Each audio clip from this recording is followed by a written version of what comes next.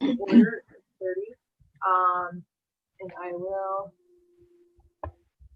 read the disclaimer in accordance with Governor Sununu Emergency Order Number 12, pursuant to Executive Order 2020-04. This board is authorized to meet electronically. Information and connection links to the meeting are provided on the Town of Plymouth website. Frank? All right. So I will now read the roll.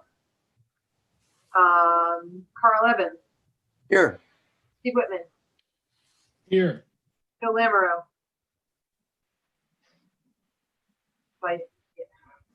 Here. Marianne Bardsley. Here. Mark Sturgeon. Here. Okay. Do we have folks? John, you're not a certified member of the board yet, are you? Okay. Sorry, I was just talking. My mic was off. I am not. No. Okay. I was just hopeful. Well, perhaps we can talk about how to do that. Okay, maybe we'll circle back to that at the end. Okay. Yeah, but definitely. Okay. And I spoke with Bonnie today after Jewel sent me an email. Bonnie is not going to be here this evening, and she has decided to resign from the board. So I guess I would just like to say, while we're on the record here, thank Bonnie for her service.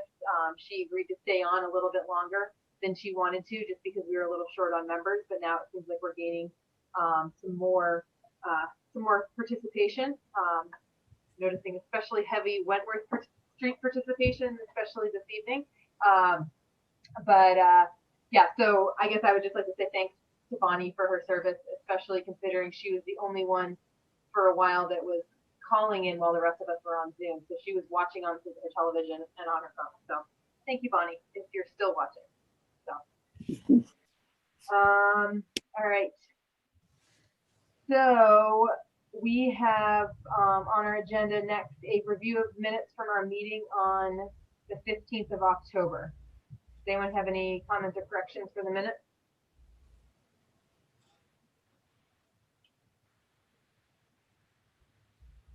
Or a motion? I'll move that we approve the minutes as written. Is there a second? Oops, I heard that, Mark. Okay, I'll be any further discussion on the minutes. I will read the roll. Carl. Abstain. Steve. Abstain. Phil. Aye. Marianne. Aye. Mark. Aye. And me, Rebecca. Aye. Okay.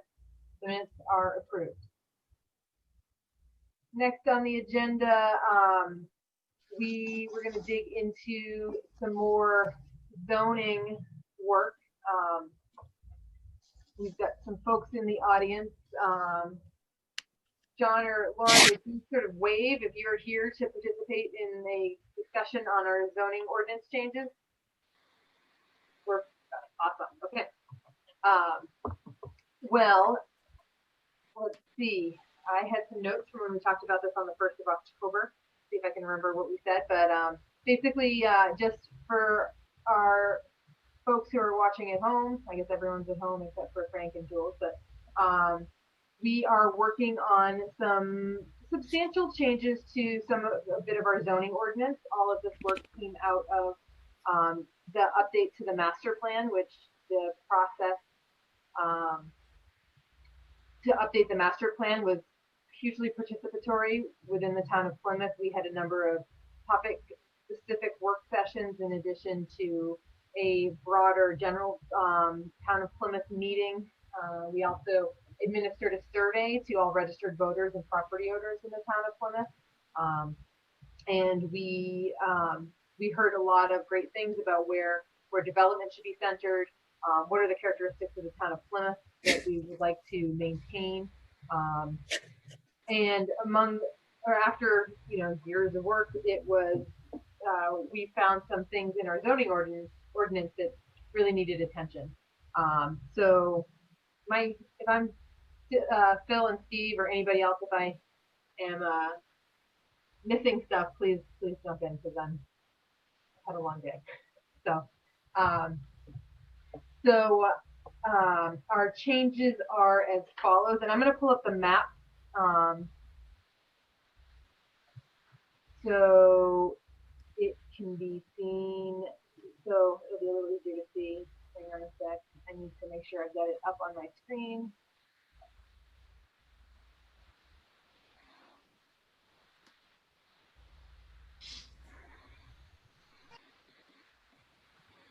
Sorry if I'm making this basic. Okay.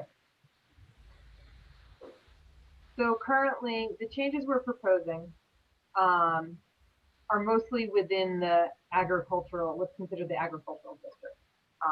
The first change is a change in, so I said about the agricultural district. We're also going to do a few changes. We'd like to do a few changes in the industrial commercial district, so along Tenny Mountain Highway.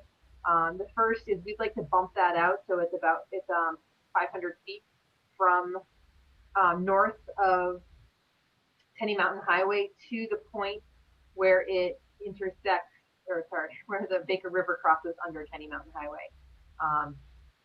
I say this every time, but Market Basket is currently in the agricultural zone. We've got other projects that are proposed there. It seems like this is the place, and this is the place where our survey, our work sessions really identified as being areas appropriate and for development. So we've changed the ICD a little bit to allow for greater density, and we've changed the border of it a little bit. Anything else I'm missing, Steve or Phil, about what we've done to the ICD? Oh, we've also changed the name, so it's the Tenny Mountain Mixed Use District or something like that. I think you captured it. I think in the name captures it. We're trying to make sure there's an opportunity for some mixed use within a structure and some residential and other uses in that area. And we're trying to get it away from just being such an auto-oriented zone over time. So building out pedestrian infrastructure, really thinking about site design and natural systems being incorporated. And some of that will have to follow in updates to the site plan review regs. Thank you. So that's the Tenny Mountain Mixed Use District. That's the names right there. I should have just said that. Next up is we have this Highway Commercial District, which is north on Route 3. We're proposing to change this to, we're calling it a gateway district, but we're also adding to it. So this entire Highway Commercial District would become a gateway district.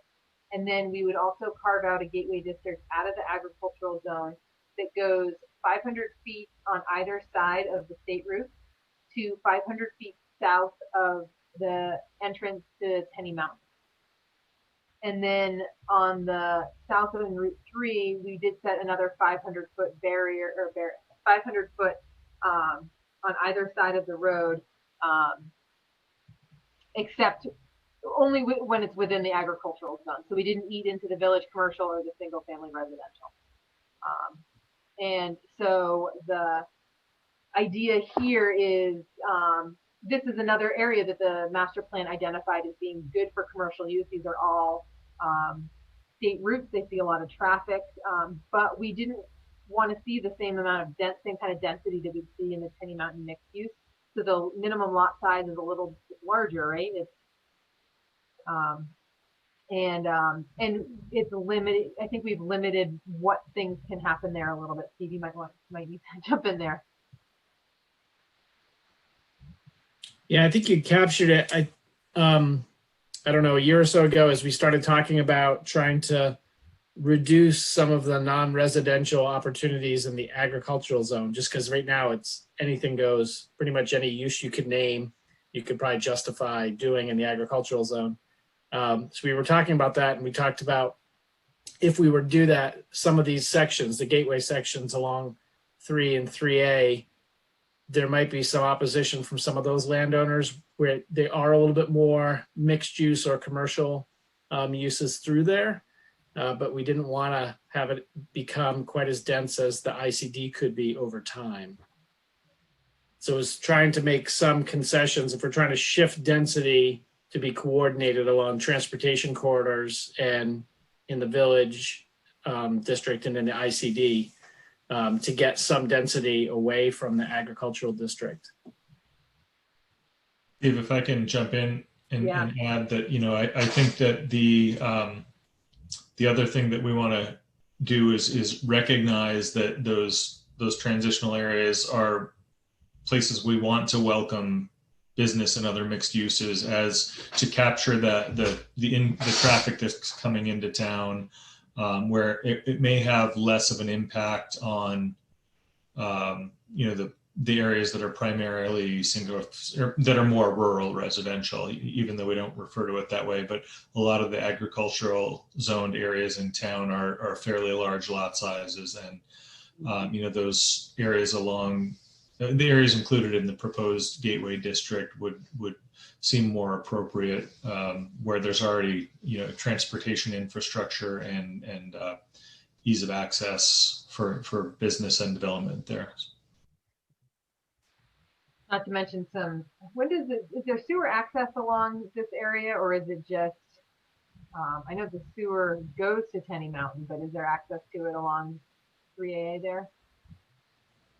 I'm not sure. I believe it goes down Yetton Road. Down Yetton Road, yep. I think that's what we asked when we asked Brian that a way back. So it's a little to the east of that corridor. Here we go. Yeah, I was going to say, can you click those boxes? Yeah.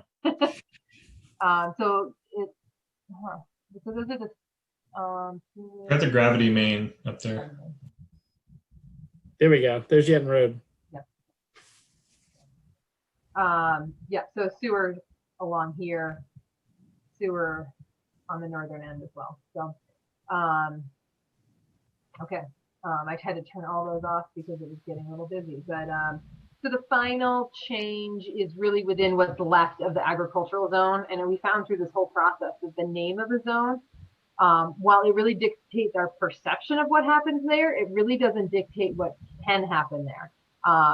So while this agricultural zone has really just been this catch-all of, we've set all the rest of the zones in the town, and then it's just like, okay, it's whatever's left over is in the agricultural zone.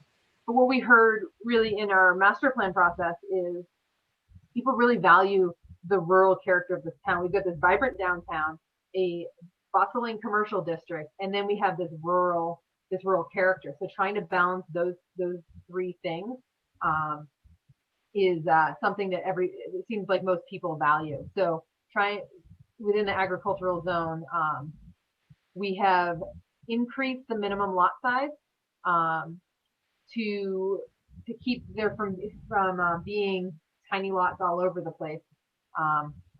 That's not totally what I meant, so please someone jump in if I'm saying something ridiculous. But really trying to maintain that rural character. And one thing we're trying to get in there as well is, so it's not that you can't have a 1 acre lot, it's that we're working on some lot averaging for subdivisions. So you might be able to have in a subdivision a 1 acre lot, and then a 3 acre lot averaged out as 2 acres. So we can still maintain some affordable smaller lots. So we're not moving all of our buildable land into an inaccessible place for a lot of people. So, yeah. I'll just add, I think the only challenge we have in bringing this to the voters without that lot size averaging language in the subdivision is it's kind of hanging out there as a promise. Yep. And so I don't know, after tonight, after we talk about how else we're going to try to communicate this to citizens of Plymouth, and we kind of set it in motion for the hearing process, we may want to revisit that. And think about, do we want to try to pick some language and adopt it in the subdivision regs to get at the averaging, so we can at least point to it by March. It's already there. Right. Yeah. Because if I was concerned with that, I would probably want to see that language. Yeah. If I was concerned about, us closing the gate to affordability, or the flexibility to have a 5 acre lot offset by a 1 acre lot. Mm-hmm. Yeah, okay, that's a great idea. So into the site plan reg. I think just having the ability to respond to an inquiry about that, Steve, I think I'd like to recognize that your concern is valid, and I think that we can also respond to inquiries about that simply by acknowledging that site plan regulations and subdivision regulations are planning board policies, and all it takes is a majority vote of the board to update those. And as long as the board is in support of those concepts, it's fairly easy for us to implement once the zoning has been changed. It might be premature to enact that until the zoning is changed, but for now it's easy to address that way, I think. Yeah, I agree. I guess if we can just identify the language that we would adopt, that would be fine. Okay. All right, so that's kind of the quick, I don't know if that's quick version of what we're proposing to do. Any questions from the board or from, I'm going to stop sharing my screen so I can see everybody here. Anybody have any questions about what we're proposing?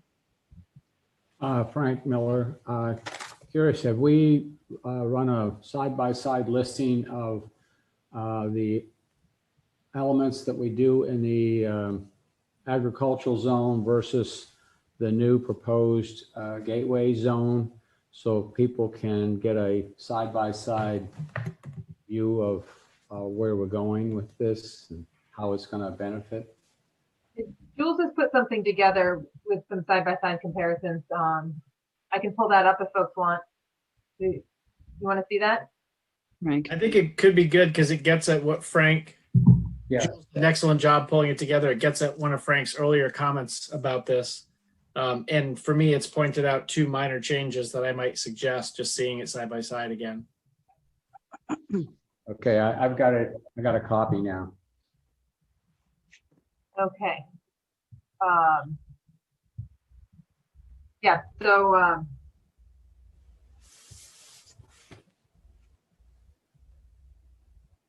yeah, I've looked at this a couple of times, but it's been a little bit. But this basically summarizes what we currently can do and what the changes we're proposing to make. So. Right. Yeah, perfect. Let's scroll down. Any questions from anyone? I have a question, and it'll show how naive I am, but I'm going to go for it anyways. If you are a property owner and you're on the new proposed mixed, gateway district, but you also have part of your property in the what will be the new agricultural district, which overrules which? That's a good question, and I'm sure that Phil or Steve can answer this faster than I can. Madam Chair, there's a section in the zoning about that. Yeah, I know there is, and I just can't remember what it is off the top of my head. That's why I was trying to deflect. Stricture. I don't remember either. I could find it real quickly. It's something about the fact that I think the zoning splits the lot basically in the portion of the lot, but there's something about the more restrictive the zone that the lot fronts on affects it differently. So if your lot fronts a street in the rural housing, it's different than if your lot fronts on a street in the gateway district. The lot shall conform to the regulations for the more restricted zone, provided the lot has frontage on a street in the more restricted zone. Okay. Yeah. Does that answer your question, Mark? Yeah. And one final question about this. The stretch down Tenny Mountain, I know we brought it out 500 feet past the entrance to the mountain. Mm-hmm. Is there a reason we didn't extend to the border And my other question that pertains to that, I know that there's a gas station somewhere along there, but is that in Plymouth or is that across the border into Hebron? So my take on this is, so the gas station is,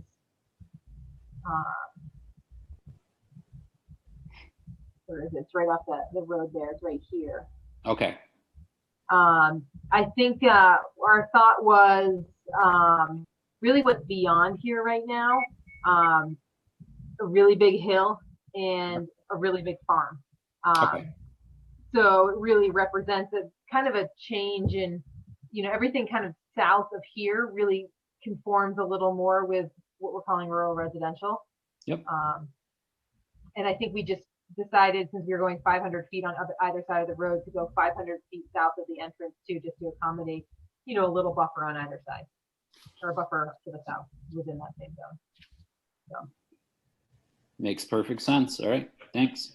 And keep in mind that if anybody who owned one of those lots, like, lot 16 or 29 or 30, if somebody wanted to propose something that was prohibited in that rural residential zone, or what we currently call agricultural, and they wanted to, it's as simple as going to the ZBA and making a case that, we'd like to do something that's not prohibited or that's not allowed in this zone, yet the zone where it is allowed is 500 feet away, and there's good precedent for them to be able to obtain that fairly easily if the ZBA is willing to consider that request. So there's always the good thing about zoning in New Hampshire is there's an easy relief valve for almost anybody who doesn't feel like the base zoning suits their use perfectly.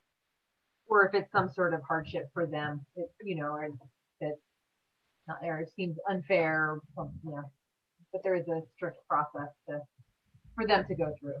So. Perfect. Thank you.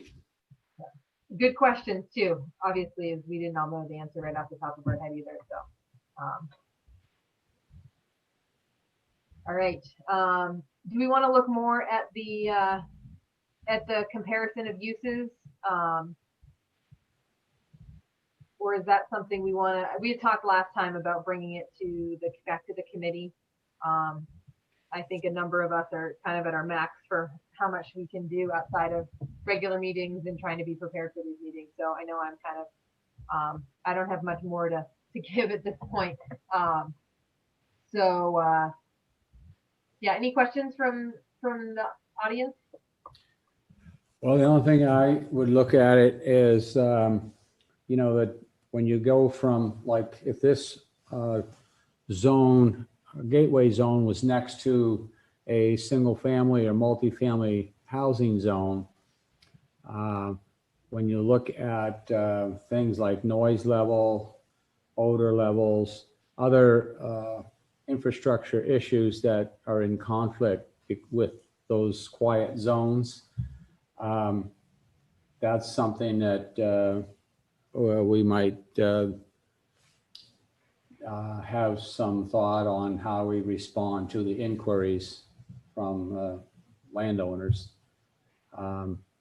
because that's one of the main features of the single family residential and multifamily residential is quiet, odor-free, visually pleasing type event, and to be next to something that is commercial, industrial, maybe less than perfect. But it's just something that we need to, when you're looking at it like a site plan review and some of those compliance issues of what a commercial business or industrial business would be doing that would cause the next zone over to have issues. And yeah. So that's the part I think some of the people, citizens who own the zone that would be changed might have a question on. So I don't have any answers, but. Go ahead, Steve. I was listening to what Frank said. I think he raises really good points as usual. And so I pulled up our draft that has, give me 1 second. I pulled up our draft that has the statement of purpose for each of these, which we haven't looked at tonight. And I think keep in mind that the gateway districts, the two gateway districts on Route 3 and Route 3A are currently agriculture. And right now, the things you can do in the gateway, the proposed things for the gateway districts are allowed everywhere in the agricultural district right now. Okay. So if anything, we're reducing the impact zone to Route 3 and Route 3A 500 feet. And we did include language that we're going to have to back up with our site plan regs, but that at the very end, after talking about the character and the purpose of this district, we talked about the importance of screening, landscaping, and clear performance standards. And I think the clear performance standards to get at the noise and the other potential impacts Frank's mentioning, we're going to have to make sure those are identified in the site plan to a level everyone's comfortable with. But even if they weren't today, we're reducing the balance of the town from not being negatively impacted by possible non-residential uses next to residential uses the way they could be now. I also think that in my history with the board, I can think of a couple of applications that have come before us in the agricultural zone where we're managing for those type of things. I'm thinking about the proposal we had to have a tree service company somewhere off a Reservoir Road, thinking about Three Lakes Landscaping out on Fairgrounds Road. So I think that's part of our role, is to facilitate that conversation between new businesses or businesses that are going through the site plan reg process and the abutters and the general public as well. Thank you. Any other questions, comments from the public? No, I'm good. Okay, awesome. I think we kind of need to think about what our next steps are. And I think we're looking at probably January having our hearings for this. So we need to, in the next 2 months, have our finalized changes. So we've got the language. I imagine we'll run them by the town attorney. We usually do that, I think, with any of our zoning ordinances changes. So I think we need to have that language finalized by mid-December, I would think. So does that sound right to everyone? I also think we need to have a we need to think about our public relation, or sort of how we're communicating about this. I think it's one thing to be communicating to people who might come to our hearings, but I think we've got to think about how we're presenting this at town meeting, because I think that's the biggest hurdle we have. So I think almost all of our PR work needs to be focused on that. I think my thoughts are, maybe another Q&A session on the TV channel, but I think we need to find some champions in our community that can speak up for these changes at town meeting. So it's not just planning members. So it's not perceived as this is, a bunch of planning board members that are trying to shove this down the throats of our citizens and taxpayers. Suggestions are welcome, and anyone who wants to take leadership on this too would definitely be welcome, because I just don't think that I can really steer this as far as getting, spreading the word amongst folks. Just a couple procedural questions, Rebecca. So at the 2 hearings I think we'll be having, so I'm assuming you do some sort of presentation. Here's what here are the proposed changes. Here's what the impact is that we were just talking about earlier. And then do you have that same opportunity at town meeting, or is it more, is there an opportunity for Q&A at that point, or is it just sort of put out there to vote on? Someone else speak to town meeting procedure, because I can never get this straight. I believe people will vote the day before. Oh, that'll right. come out on the vote. Okay, that's even better. So Right. all they can do is celebrate or complain at town meeting. Yeah. But I think you raise a good point, because I think even after, Jules may know this, but I think even after the first maybe after the first hearing in January, we have another hearing, but we can't make changes at some point. When it gets closer to town meeting, we can still have sessions on it to keep talking about it, but we get to a certain point where we can't change the language, aside from like correcting grammar. Steve is correct. Yes. And we'll be voting on it before town meeting. Okay. So, I actually am thankful for that. And just the first, I think it was the first time I was on the board, we had a zoning ordinance change. This was trying to get some sort of resident registration for student housing. That was, it tied. It needed one more vote to win, and it was a tie. So,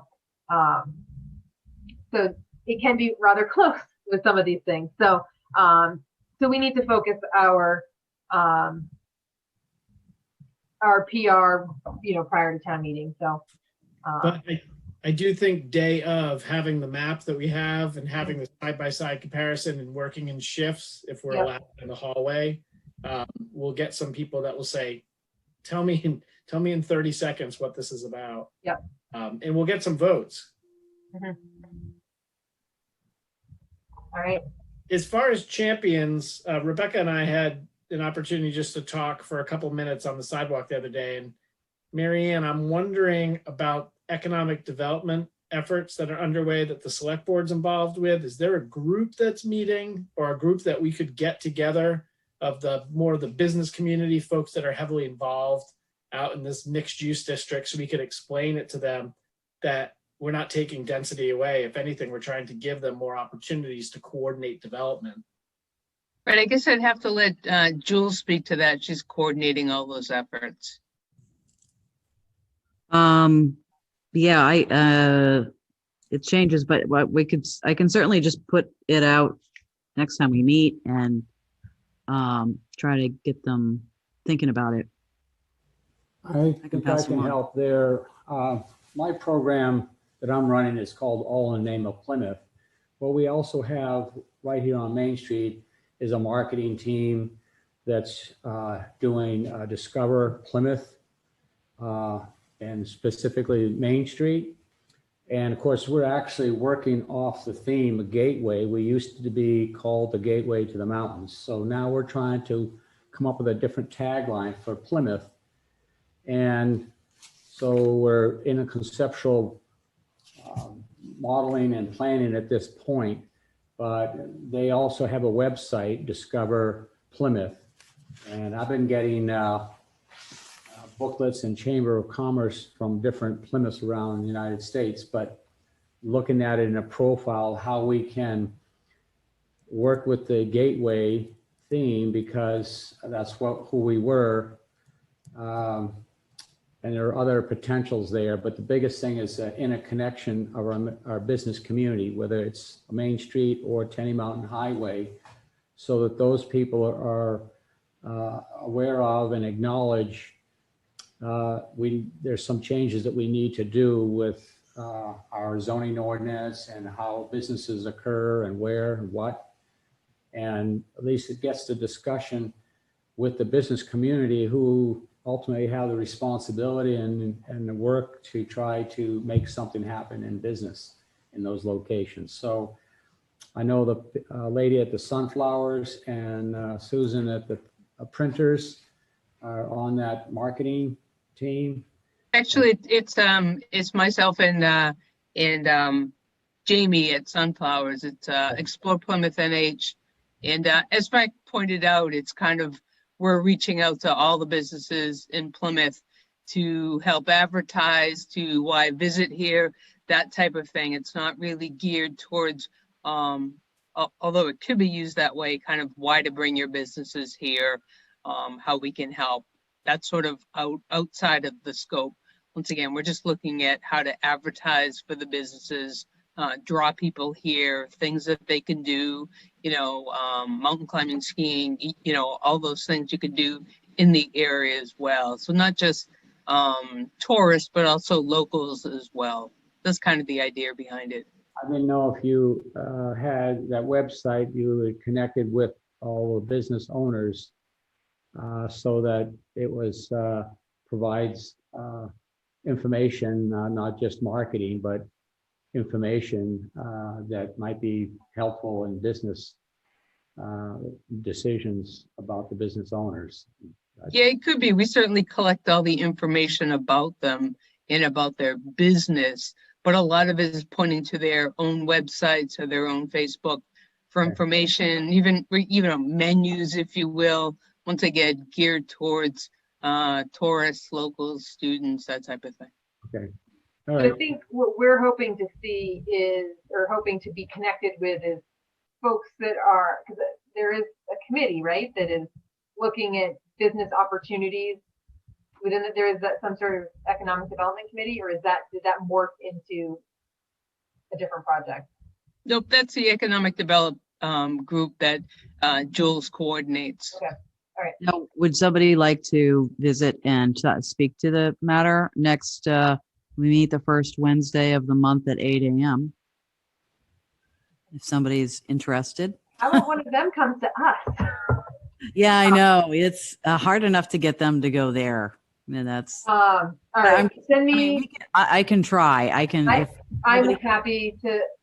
I can do it Wednesday at 8 in the morning. That's almost easier than evening. So, it's the first Wednesday of the month.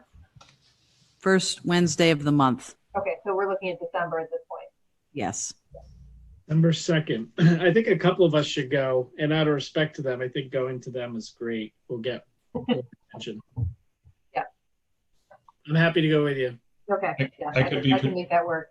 I could be available as well. Okay. Great. Wonderful. All right. So that's a good connection. I think it's a little hard to talk about an election right now, but we're looking getting this on the ballot in March. And I like the idea of having some maps printed out and having us maybe take some shifts during the while the polls are open, so we can show what we're trying to do, explain it. I like that idea a lot. I think that's probably going to be the most powerful thing we can do. Also with some written explanation. Mark, I saw your questions that you had sent me. Thank you for that. I haven't been able to do much with that, but having a frequently asked questions with a zoning ordinance change, I think that would be really helpful too, so we can start to populate that also. It sounds like Jules was saying that this economic development committee, you might not get a lot of people to show up on that Wednesday. Do they have a distribution list too, where you could follow up afterwards, and maybe we could send all of them an email with this is what we're looking at doing and here's why, to contact them if they don't show up to that meeting? It might be an easy way to spread the word a little bit. Yep. Good idea. Or even send the email out in advance of the meeting, hoping to draw them in so that we can actually talk to them if we're there. Yeah. That too. Great. Do both. Yeah.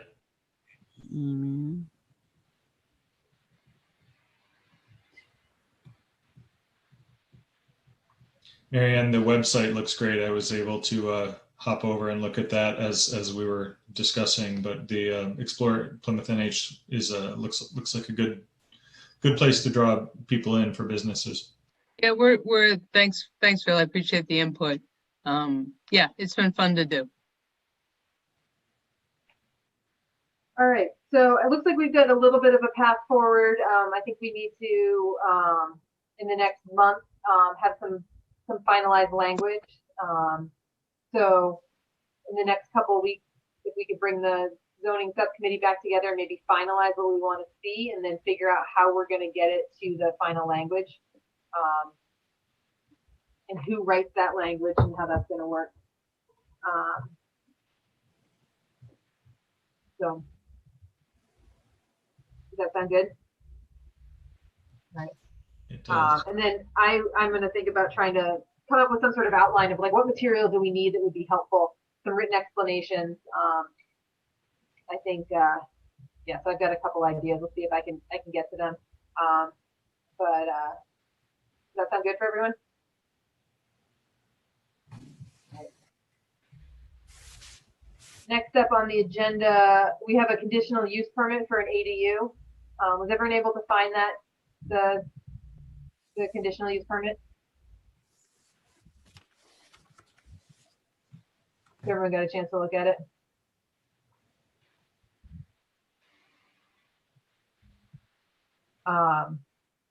So we need to vote to approve it. Are there any questions about the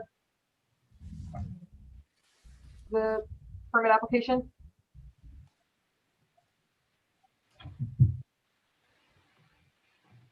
I was wondering what was the square footage. Sorry, I was going to ask what the square footage is of the ADU. Oh, okay. It's not on there. If it was, I couldn't find it. Okay. I can go downstairs and get that. It's like 31 by 23.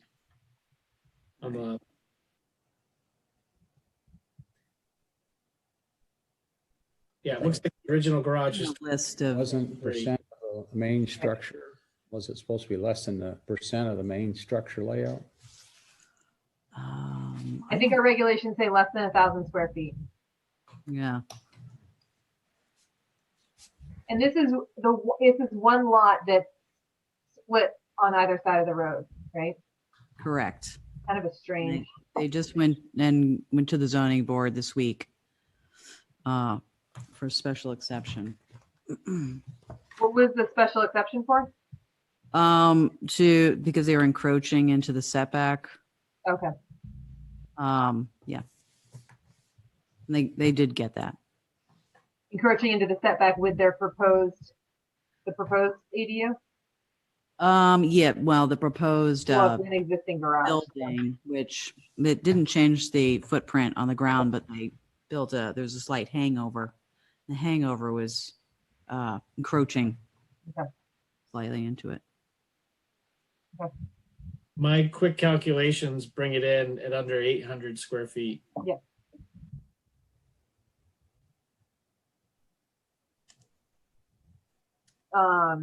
I didn't have any issues that stuck out to me. I wondered if there were any questions that stuck out for Jules or anybody else.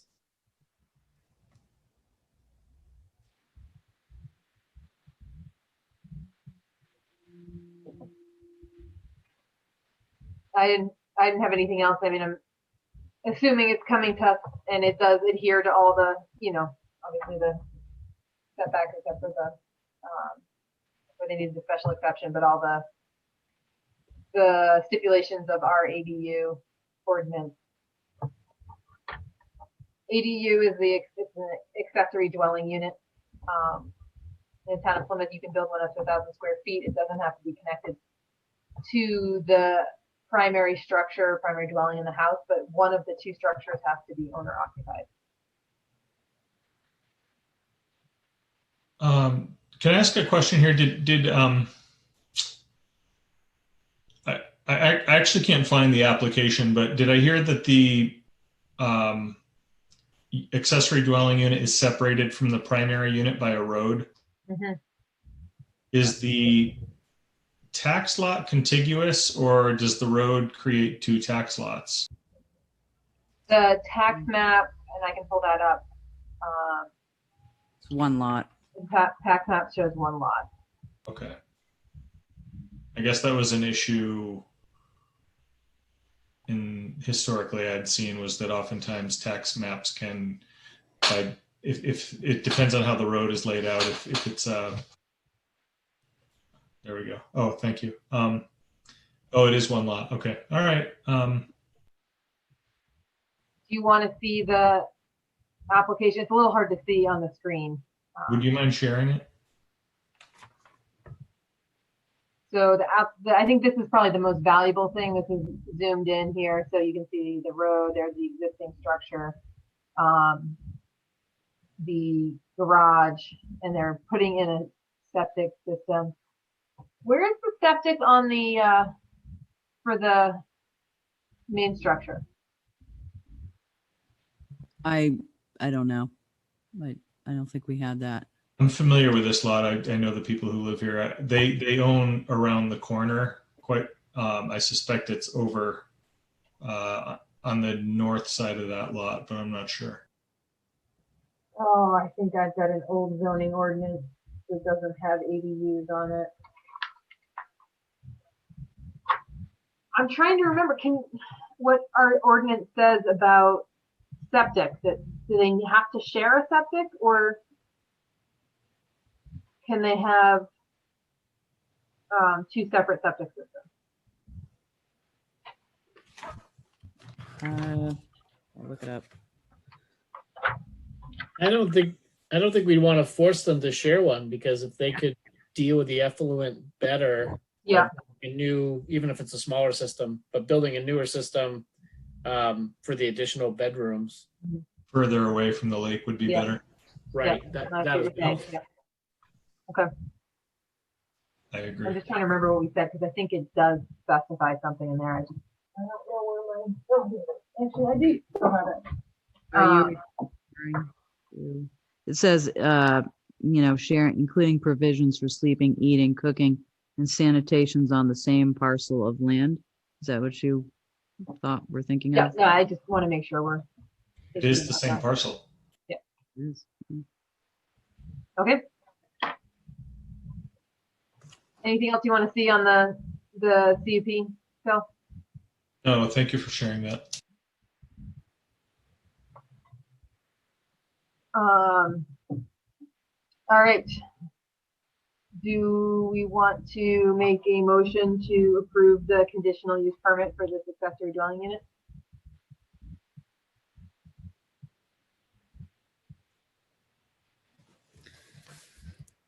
Anybody? Oh, I will make the motion that we approve the application for the accessory dwelling unit. Thank you, Phil. I'll second. Thanks, Carl. Okay, I will read the roll. Carl, Aye. Steve, Aye. Phil, Aye. Marianne, Aye. Mark, I, and me. Aye. Okay. Thank you. Next up, this wasn't on the agenda, but I saw in the shared folder that there was a regional impact notice from Ashland. Yes. So, did anyone get a chance to see that? I'll pull it up if you want to look at it. It's just their hearing is on it in Ashland is next week, so it's something we should take a peek at. I'm going to share it. Okay.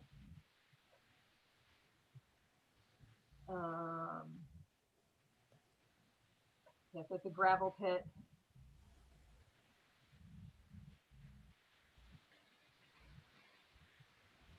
The west edge of West Street in the commercial zone 1 runs parallel to the I-93 South Corridor and uphill to the north to abut conservation land.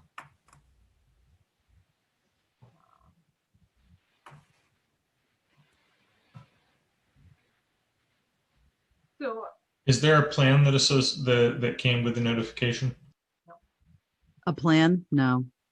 or at least it's not here. So it's just minutes.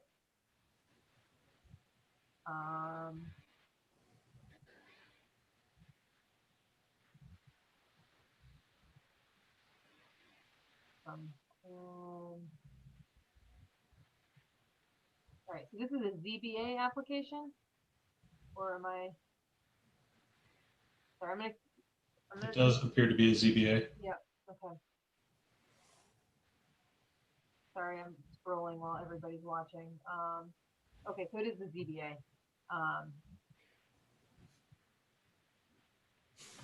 Okay.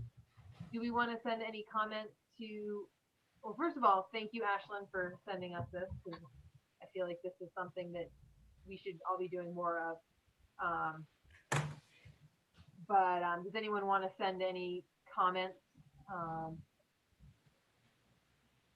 to the Ashland ZBA?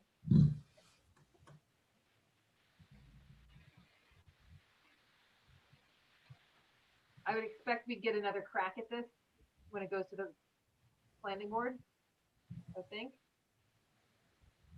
Or am I thinking this wrong? I guess I'm wondering what the potential impacts would be that based on where it's located for us. It's not right on the border like the one that we have with Bridgewater. Right. So I don't know, like trucking or dust or any of those things. It's not clear to me that those would be issues that we'd want to weigh in on. Yeah. There'll be issues that would be felt by the residents closest to the gravel pit. So technically West Street is far enough south that it's across the river from Bridgewater. I was a little concerned that it might be far enough north that it would be across the river from parts of Plymouth, but it's not. So I don't think that Plymouth would even have any abutters across the river from the proposed development. Okay. Yeah, it looks like it's close to Witten Woods over there. So I think we've got some gravel pit operations that are in Plymouth and right abutting that line as well. So, but as far as noise, groundwater pollution, I think we're out of the zone for that. So I agree. I would move that we do not need to provide feedback to the town of Ashland ZBA on this hearing.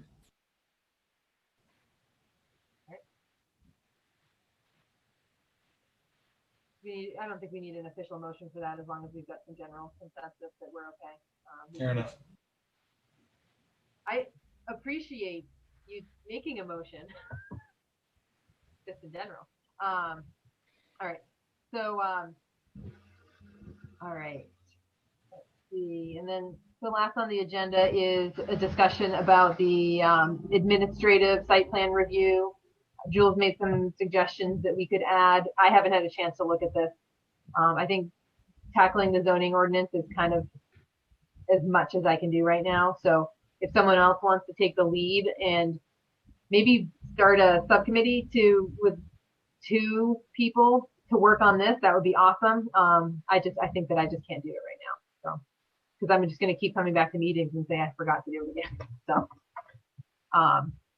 I also think it's okay if we need to just put it on hold until we get through some of these zoning changes too. So. I would move that we table it for a little while. Or maybe not move, but recommend. All right. All right. So yeah, let's just put that on hold until we get some of our, I think there's just going to be enough. I feel like we're going to be leaning on board members to do enough outside of our regular meetings, just trying to get the word out about our zoning changes. That I think that's enough for right now. Anything else from the board? Yeah, Steve. Can we circle back to John's question I was about? just about to get to that. Yeah.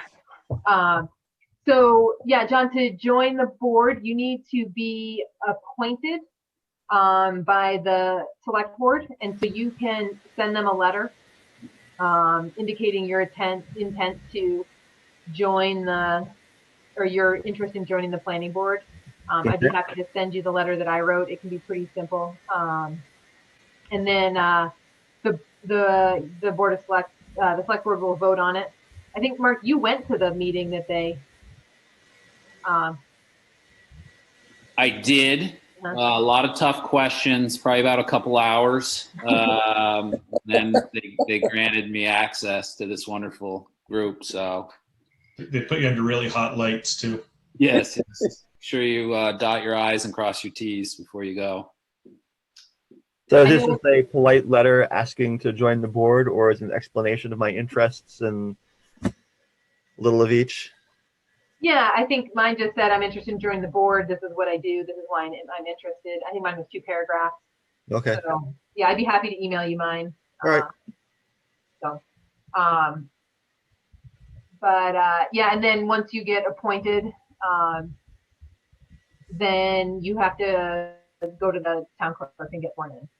Okay. So, yeah, it's pretty simple, fairly painless, and I know that I never went to the select board meeting when they were discussing my appointment. I think it's almost a little easier now that you don't have to get in your car to go to the select board meeting. Yeah. You can, hop into your spare room. So, yeah. But yeah, if you have any other questions, just I should have 100 pages of notes ready for all the grueling questions. yeah. It's, you know, the questions we get from new planning board members, I think, are some of the most valuable because it helps us find, it helps, you know, those of us that have been doing it for a while, you know, I don't feel like I'm an expert, but there's certain things I just take for granted. And as we're explaining things like a zoning ordinance change to the general public, it really helps, you know, find those holes in the missing pieces in our argument, in our case. So I think I've been sitting here today like a sponge, just absorbing and writing notes. Any other questions, comments from the public? No, no. Frank? Yeah, we're good. Thank you. Audience? Thanks for the book, Frank. You're welcome. All right, so unless there's any other discussion from the board,